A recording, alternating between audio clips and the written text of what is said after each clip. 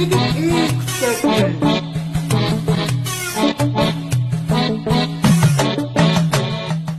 সরষের তেলের প্যাকেট দিন তো। এই নাও। কত?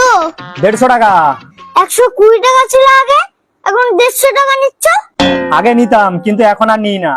আচ্ছা ঠিক আছে, আমাকে একটা নিয়ে তেলের বোতল দাও। এই নাও। এটা দাম কত? 60 টাকা।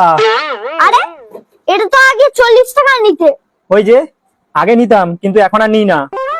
ঠিক আছে। আরে বাবাই, আরে টাকাটা দিয়ে যা। আমিও আগে দিতাম, এখন দিই না। देखा आपने लापरवाही का नतीजा।